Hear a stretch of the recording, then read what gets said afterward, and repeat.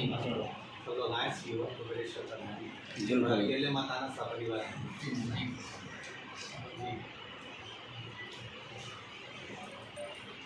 जी आप ही शुरू करें। नहीं आप पहले तो आप बनाए अशोकनगर में आप आए हैं, मतलब अशोकनगर में जो कथा हो रही है, फिर आपकी तो बड़ी बड़ी कथाएं चलती रहती हैं पूरे देश दुनिया में। तो अशोकनगर की कथा को लेके कैसा क्या आपको लगा है, यहाँ जो श्रद्धालुओं का उत्साह और जो है? सभी श्रोता भाई बहनों को श्री शिवाय नमस्कार। अशोकनगर क्षेत्र में जो ये सुंदर शिव महापुराण की कथा, तर्पण शिव महापुराण की कथा यहाँ अशोकनगर क्षेत्र को मिली है। आदरणीय डॉक्टर कृष्णपाल जी यादव सांसद महोदय इस पावन कथा को करवा रहे हैं और मंडी प्रांगण में कथा हो रही है। वैसे तो अशोकनगर क्षेत्र एक ऐसा क्षेत्र है जहाँ पर जितने भी श्रोता भाई बहन जो आ रहे हैं वो एकदम सरल और सहज, मतलब देखा जाए तो उनका विश्वास और उनकी दृढ़ता, उसी के बल पर शिव महापुराण की कथा, मुझे तो लगता है इस क्षेत्र में कथा आई है तो यहाँ के भक्तों के बल पर आई, तो शिव कृपा है। पंडित जी, आपकी ये जर्नी कहाँ से स्टार्ट हुई, कब से आपने शुरू किया? ये मुझे 25 साल हो गए। 1999 में पहली कथा वाची थी, उसके बाद से ये क्रम चालू है और कथा अभी तक चल रही है। आजकल देखा जाता है कि भागवत कथा और रामचरितमानस का वाचन ज़्यादा चलता है। आपके मन में ऐसी कैसी जिज्ञासा आई कि आपने शिव महापुराण की? जब शिव का भगवान गोवर्धननाथ जी की उपासना करते हुए शिव की स्मरण पहले से करते हैं। पहले भी मेरा तो विश्वास कहता है कि जितने भी अपन सब बैठे हुए हैं या जितने श्रोता भाई बहन हैं, जब सावन की झांकियाँ लगती थी तो आप हो चाहे हम हो, छोटा छोटा झोपड़ा बनाकर पार्थिव शिवलिंग का निर्माण कर उसकी झांकियाँ बनाते थे। कहीं ना कहीं शिव कृपा तो है और शिव की भक्ति एक अविरल भक्ति है और आनंद। पंडित जी, इस महापुराण में भी आपने इसको स्पेशल अलग अलग किए, कभी अभिषेक पुराण, आज तर्पण। तो तर्पण में ऐसी कौन सी स्पेशल चीज़ है कि उसको लेकर आपने ये नाम दिया? श्राद्ध पक्ष चल रहा है और श्राद्ध पक्ष में हमारे पूर्वज हमारे पितरों के लिए हम तर्पण करते हैं या तिलांजलि देते हैं या पिंडदान करते हैं। कई लोग ऐसे हैं जो ना तर्पण कर पाते हैं, ना पिंडदान कर पाते हैं, ना तिलांजलि कर पाते हैं। जैसे बड़े बड़े फ्लैटों में रहने वाले या शहर में रहने वाले, उनको कोई ब्राह्मण भी नहीं मिल पाते कि वो ब्राह्मण को बुलाकर घर में भोजन करा दें। आज का माहौल के हिसाब से उनको स्कूल भी जाना है बच्चों को और उनको भी ऑफिस में जाना है, दोनों पति पत्नी सर्विस लाइफ है, तो वो प्रयास करते हैं कि किसी न किसी रूप में हमारे पूर्वजों को भी भाग मिले। तो शिव महापुराण तर्पण को अगर वो श्रवण कर लेते हैं, दिन में नहीं सुनते हैं, रात को सुनते हैं मोबाइल पर, तो उसका फल तो उनको मिलता है, उनके पूर्वजों का। तो अंतर रहता है जो पुराण का मूल भाग है वो और इसमें तर्पण जो आपने शिव महापुराण के कुछ टॉपिक उनको लेकर तर्पण शिव महापुराण, जैसे अभिषेक शिव पुराण है तो उसके अभिषेक के टॉपिक को ले लेते हैं, तर्पण के टॉपिक को ले लेते हैं। ऐसा वैसा भी हमारे जीवन में आया है। पंडित जी, आपका अंतर्राष्ट्रीय स्तर पे आप संत हैं और आपकी कथाएं चलती हैं। इस देश में सबसे ज़्यादा जो बेकार स्थिति है वो पशुओं की है, और जो बेसहारा मवेशी बोल सकते हैं, क्योंकि वो बेसहारा है, लोग अपना उल्लू सीधा करके उनको छोड़ देते हैं। तो इसको लेके आपको लगता है कि कुछ ऐसा सरकार को आपकी तरफ से कोई मैसेज या ऐसा कुछ देना चाहते हैं जिससे कि कम से कम इन मवेशियों की स्थितियां तो सुधर जाएं? जी, हमने पहले भी संतों के बीच में ये बात रखी है कि गौ माता का गौमूत्र, गाय का गोबर, यदि सरकार उसको कुछ रुपए में खरीदना प्रारंभ कर लेगी तो ये निश्चित है कि आने वाले समय में गाय को लोग घर में रखना प्रारंभ कर लेंगे। जितने भी गौ माता अगर रोड पर मिल रही है तो आज उसका दूध निकाल कर वो जब बिल्कुल निष्फल हो जाती है, उसका कोई कार्य नहीं रहता, तब उसको बाहर भेजा जाता है। अब इतना तो कांजी हाउस या अन्य जगह पर इतनी व्यवस्था नहीं है कि अपन उसको रख सकें, और कितनी रखेंगे, गौधन तो बढ़ता ही है। तो जहाँ तक हो सकता है जनमानस अगर अपने यहाँ रखेगा तो जब तक नहीं रखेगा जब तक उसका उपयोग नहीं जान सकता। केवल गाय का दूध का उपयोग के साथ में गौमूत्र और गोबर का भी उपयोग जब वो जान जाएगा या किलो के भाव से उसको लेना प्रारंभ होगा तो उसका फल मिलेगा अवश्य, और गौ माता फिर घर में पूज जाएगा। महाराज जी, ये मेरा एक सवाल था कि कोई व्यक्ति पितृदोष से घिरा हुआ है, कोई परिवार वास्तु दोष या पितृदोष उसके लिए परेशान कर रहा है, कोई अज्ञात या कोई ऐसी बाधाएं उसके जीवन में आ रही हैं, तो उसका प्राइमा फेसी हम कौन से लक्षणों से ये जान सकते हैं कि ये पितृदोष के प्रभाव से ग्रसित है?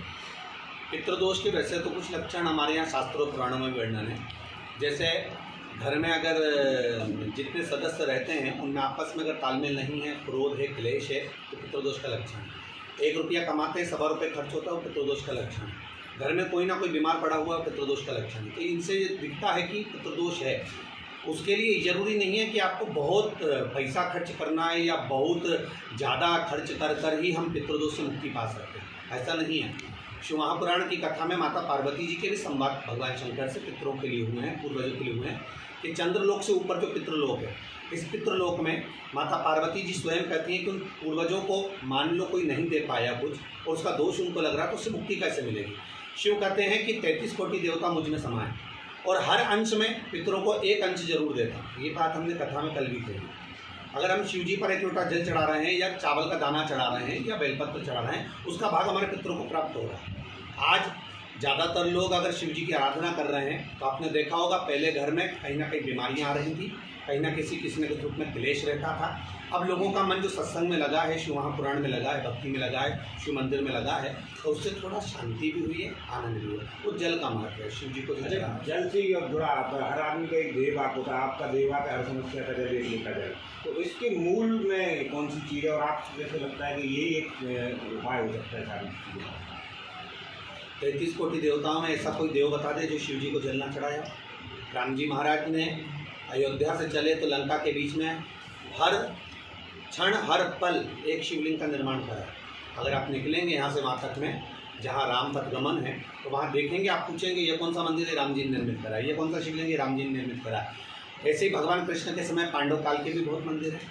तो भगवान कृष्ण हो, राम हो, अन्य देवता हो, 1 लोटा जल भगवान 33 कोटि देवता समर्पित करते हैं और उसका फल उनको मिला है।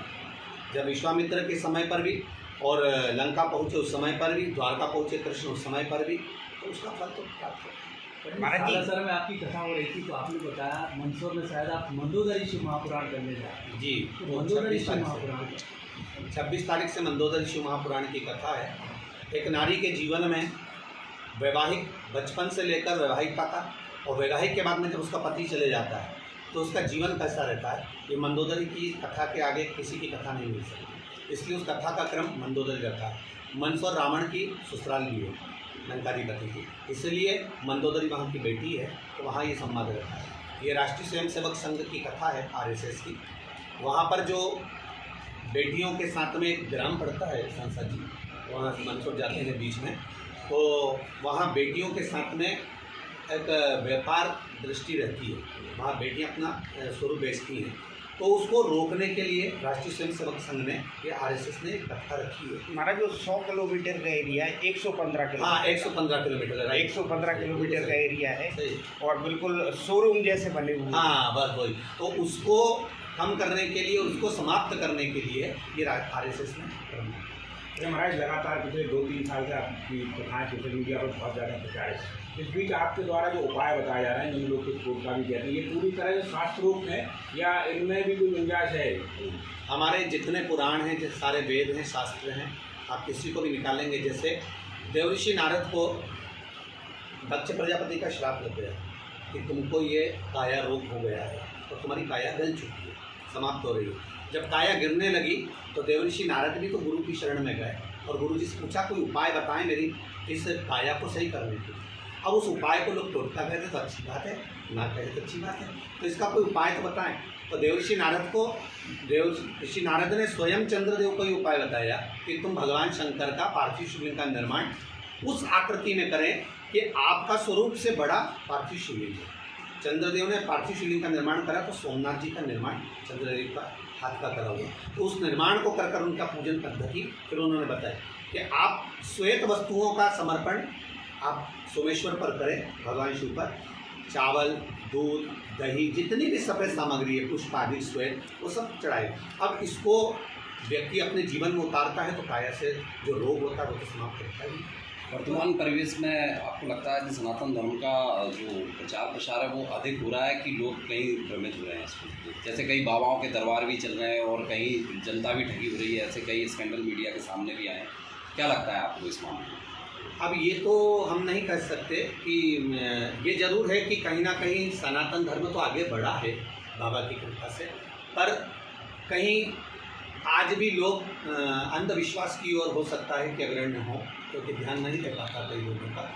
और जो वैसे तो पढ़ा लिखा तबका जो है आज के समय का जो, और आप लोगों की मीडिया इतनी विद्वान है, पत्रकार जगत कोई साधारण नहीं है।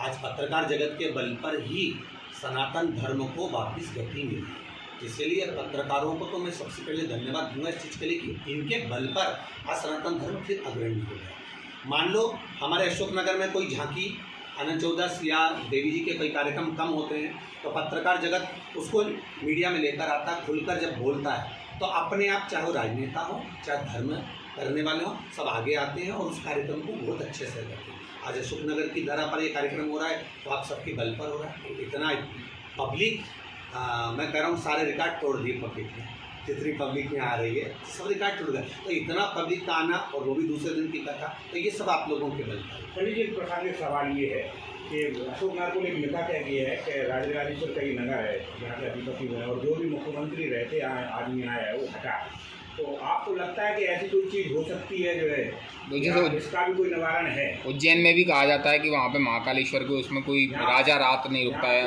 मंत्री मुख्यमंत्री ऐसे रहे जो आए और हटे, किंवदंती है, संयोग मान लीजिए, तो ये माना जाता है कि राजराजेश्वर की वजह से होता है। राजराजेश्वर की वजह से नहीं होता, ऐसा नहीं है कि हम भगवान पर कोई ब्लेम न ठोकें, क्योंकि ये राजराजेश्वर का ही तो कृपा है जो यहाँ मुख्यमंत्री जल्दी बन जाता है।